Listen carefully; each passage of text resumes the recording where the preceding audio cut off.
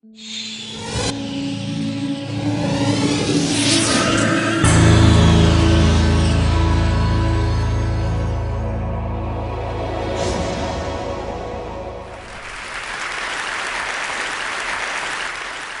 idea behind the Stuxnet computer worm is actually quite simple. We don't want Iran to get the bomb. Their major asset for developing nuclear weapons is the Natanz uranium enrichment facility. The gray boxes that you see, these are real-time control systems. Now, if we manage to compromise these systems that control drive speeds and valves, we can actually cause a lot of problem with these centrifuges.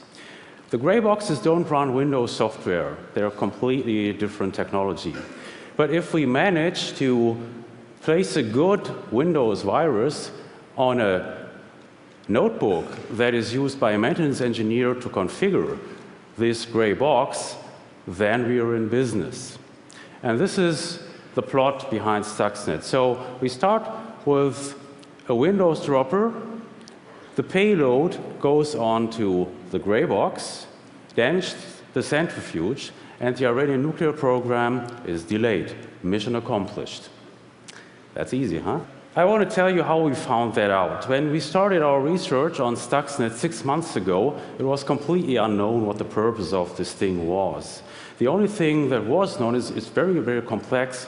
On the Windows part, the dropper part, uses multiple zero-day vulnerabilities, and it seemed to want to do something with these gray boxes, these real-time control systems. So that got our attention, and we started a lab project where we infected our environment with Stuxnet and checked this thing out. And then some very funny things happened. Stuxnet behaved like a lab rat that didn't like our cheese. Sniffed but didn't want to eat.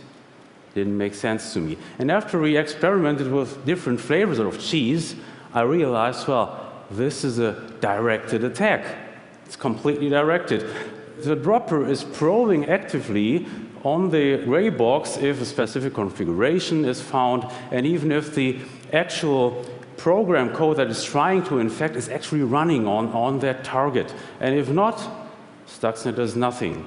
So that really got my attention, and we started to work on this nearly round the clock because I thought, well, we don't know what the target is. It could be, let's say, for example, a US power plant or a chemical plant in Germany. So we better find out what the target is soon. So we extracted and decompiled the attack code, and we discovered that it's structured in 2 digital bombs, a smaller one and a bigger one. And what we also saw that they are very professionally engineered by people who obviously had all insider information. They knew all the bits and bytes that they had to attack. They probably even know the shoe size of the operator, so they know everything. And if you have heard that the dropper of Stuxnet is complex and high-tech, let me tell you this. The payload is rocket science. It's way above everything that we have ever seen before. Here you see a sample of this actual attack code. We are talking about around about 15,000 lines of code. Looks pretty much like old-style assembly language. And I want to tell you how we were able to make sense out of this code. So, what we are looking for is, first of all, system function calls, because we know what they do. And then we are looking for timers and data structures and try to relate them to the real world, to potential real-world targets. So we do need target theories that we can prove or disprove. In order to get target theories, we remember that it's definitely hardcore sabotage, it must be a high-value target, and it is most likely located in Iran, because that's where most of the infections had been reported.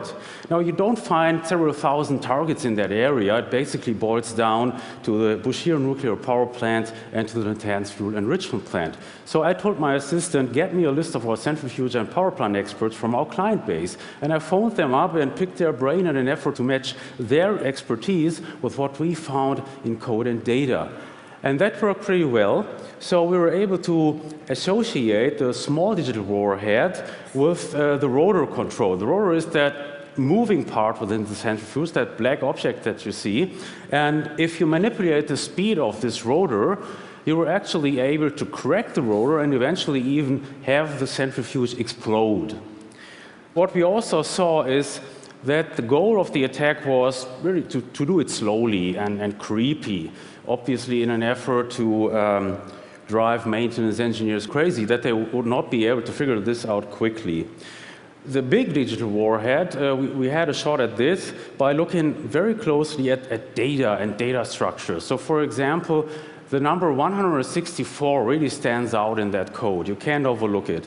I started to research scientific literature on how these centrifuges are actually built in the tanks and found, well, they are structured in what is called a cascade, and each cascade holds 164 centrifuges. So that made sense. That was a match. And it even got better.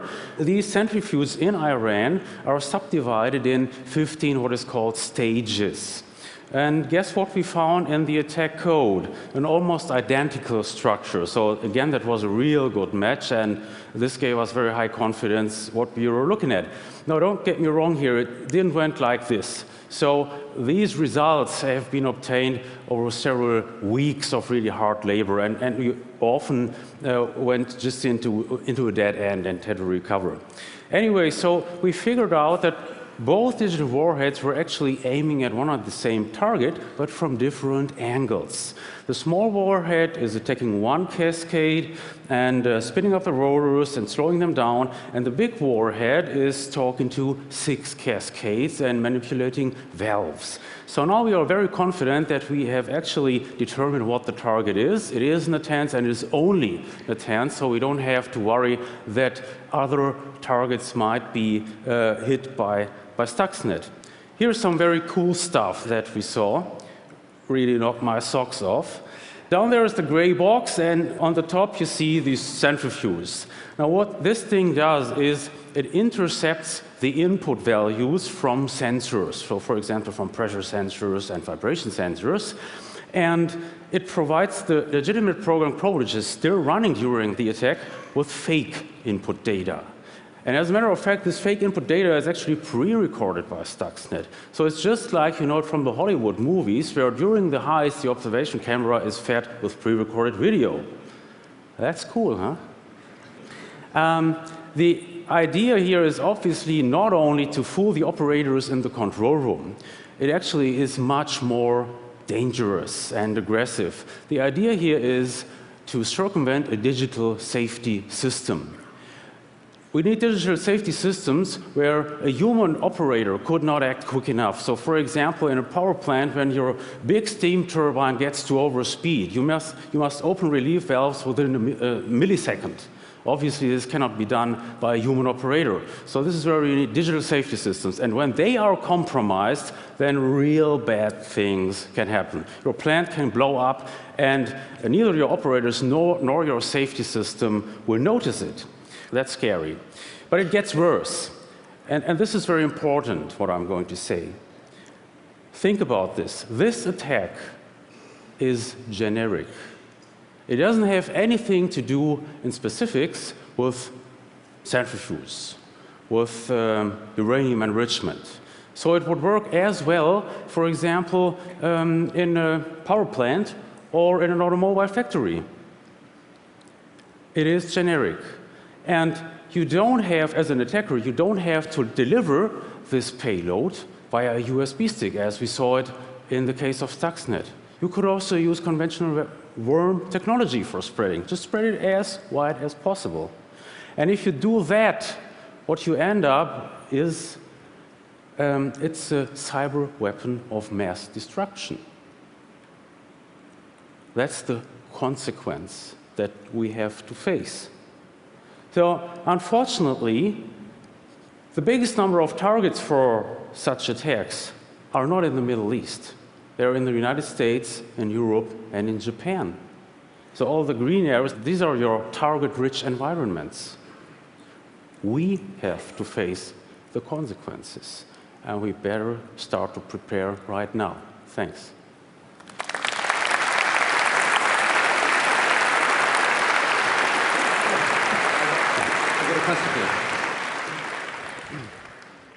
Ralph, it's been quite widely reported that people assume that Mossad is the main entity behind this. Is that your opinion? Okay, you really want to hear that, yeah? Okay. My opinion is that the Mossad is involved, but that the leading force is not Israel. So the leading force behind that is the cyber superpower. There is only one, and that's the United States. Fortunately, because otherwise our problems would even be bigger. Thank you for scaring the living daylights out of us. Thank you, Ralph.